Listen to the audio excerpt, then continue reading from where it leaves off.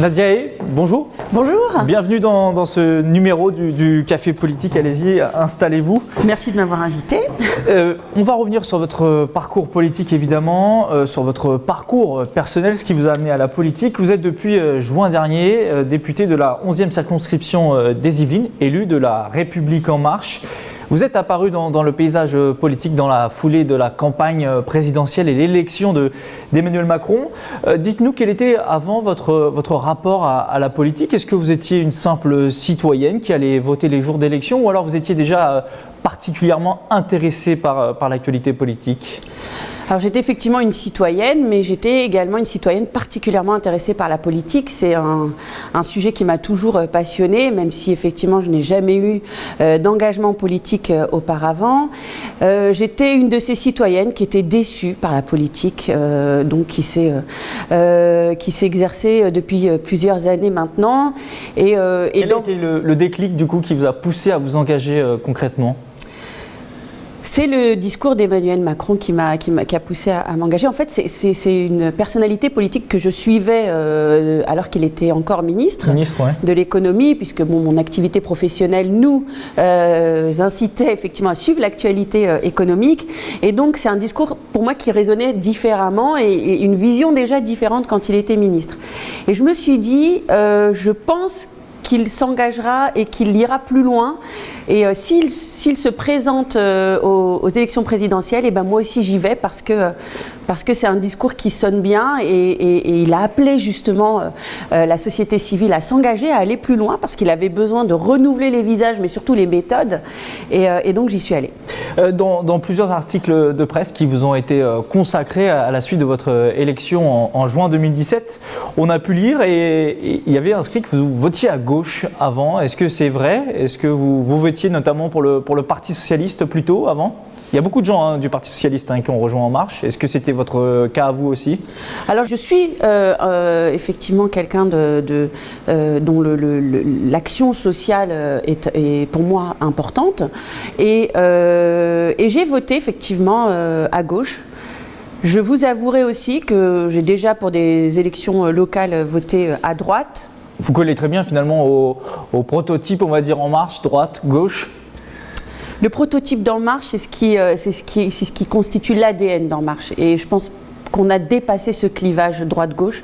On est dans une optique collégiale, de rassemblement de tout horizon politique à partir du moment où on partage la même vision, les mêmes idées et surtout le projet de notre président de la République. Donc, dès lors qu'on y adhère, on est les bienvenus à la République En Marche. Vous avez grandi à Trappes, donc oui. Au cœur de cette 11e circonscription des Yvelines. Trappes qui a été longtemps une ville communiste, qui est maintenant socialiste.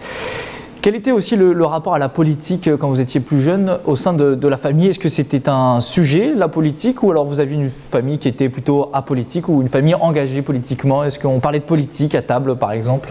Alors, ma famille n'était pas engagée politiquement, mais on parlait énormément politique. Mon défunt père adorait ça. Donc, les soirées à table étaient assez animées. Il suivait la politique étrangère, il suivait la politique européenne et la politique nationale. Et c'est un sujet, effectivement, qu'on a beaucoup abordé à table, dans les réunions de famille. J'ai aussi des oncles qui sont également très intéressés par la politique et donc c'est un sujet effectivement de discussion et je vous laisse imaginer aujourd'hui. Oui, la fierté peut-être que ça engendre. Oui, ma famille est très très fière, mes amis aussi sont très fiers de mon parcours et j'en suis fière également aussi.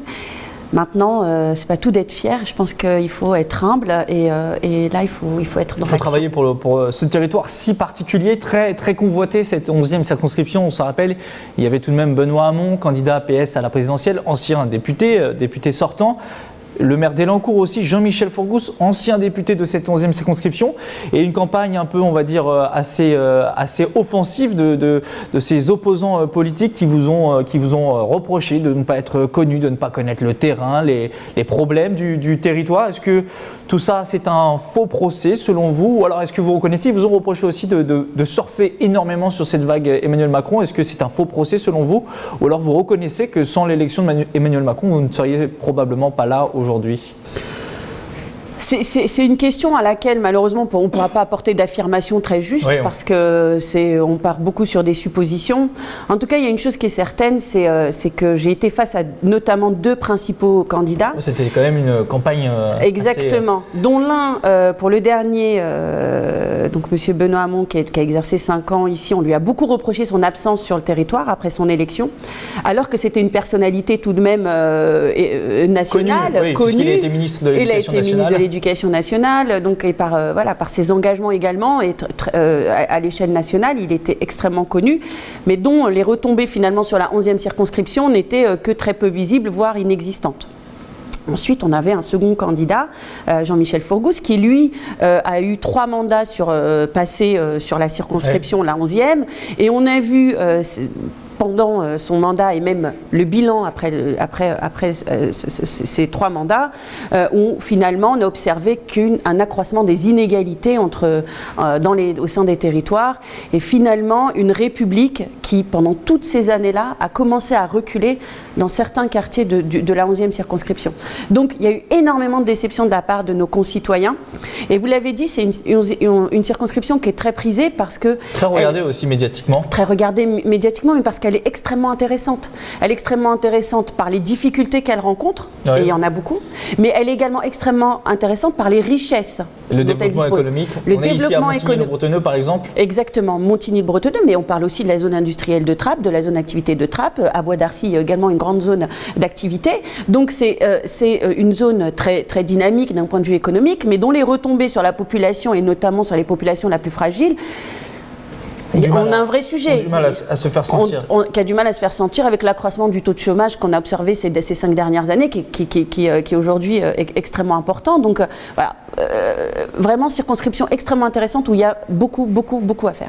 Très rapidement sur vos rapports avec Jean-Michel Fourgousse, qui est tout de même le président de Saint-Quentin en Yvelines, donc vous êtes souvent amené à le côtoyer. On a vu dans la presse récemment, notamment lors des vœux de l'agglomération, qu'il y a eu quelques tensions. Est-ce que vous arrivez tout de même à travailler sereinement avec Jean-Michel Fourgousse, qui est le président de Saint-Quentin-en-Yvelines, le nouveau président? J'aimerais pouvoir travailler sereinement avec lui. C'est pas le cas aujourd'hui? Mais très honnêtement, non, ce n'est pas le cas aujourd'hui. Ce n'est pas le cas aujourd'hui parce qu'à partir du moment où on rentre dans une espèce de communication mensongère et ou de la désinformation, ça me pose vraiment un problème. Parce que je pense qu'on doit passer au-delà de nos séparations politiques, de nos divergences d'opinion, et agir ensemble pour le territoire. Et je crois qu'il n'est pas dans cette optique-là, il n'est pas, en tout cas dans la même démarche qui est la mienne.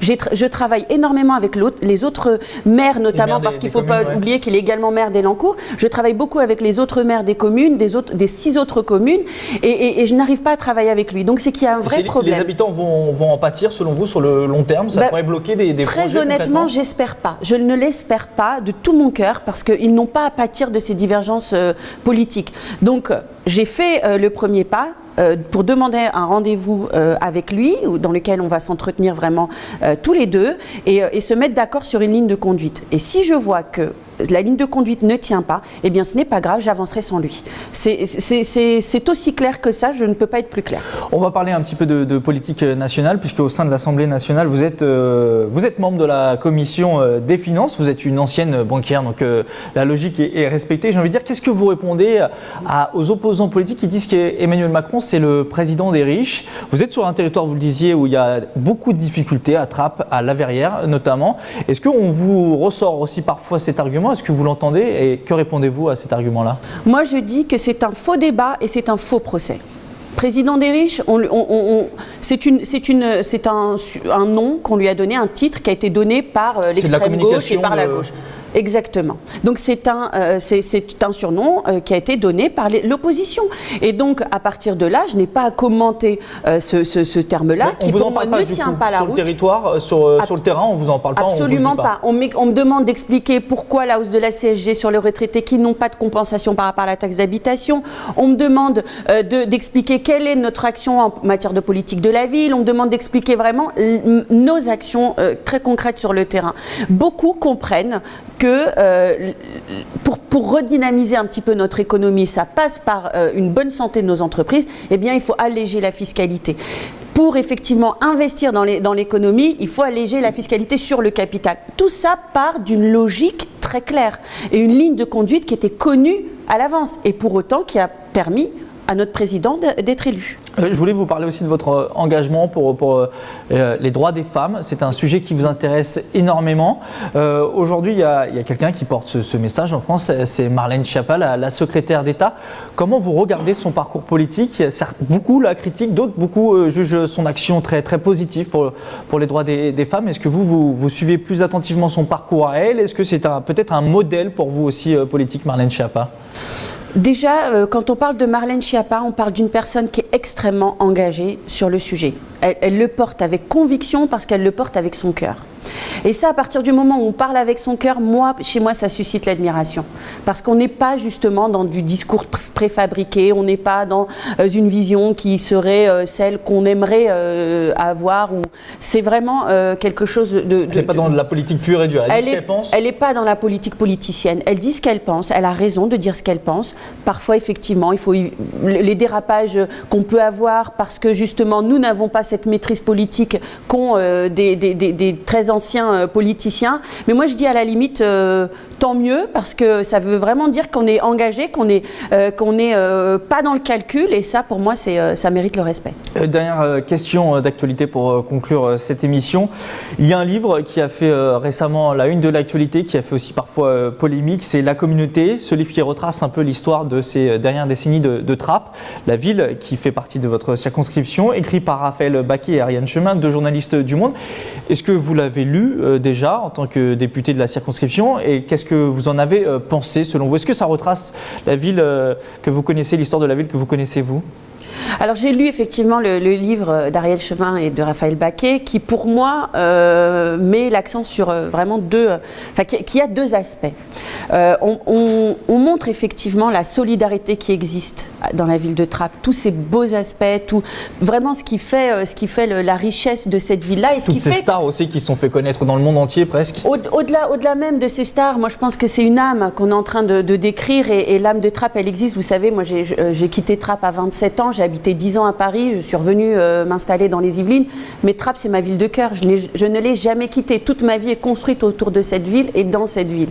Donc ça montre effectivement l'attachement et l'amour qu'on peut avoir pour la ville. Et à côté de ça, ça trace aussi la réalité qu'on rencontre aujourd'hui et les difficultés qui se sont créées ces dernières années ou ces dernières décennies à Trappes. Et donc pour moi, c'est un livre qui est très équilibré, qui a trouvé le bon équilibre entre montrer ce qui est beau, ce qui fait notre attachement à la ville de Trappes, et à côté de ça, toutes les difficultés qu'on rencontre, mais pour lesquelles j'espère que l'action politique va apporter des vrais résultats. Merci Nadia d'avoir participé à ce café politique. Je rappelle que vous êtes députée LREM de la 11e circonscription des Yvelines. Prochain numéro du café politique vendredi soir prochain, 20h30.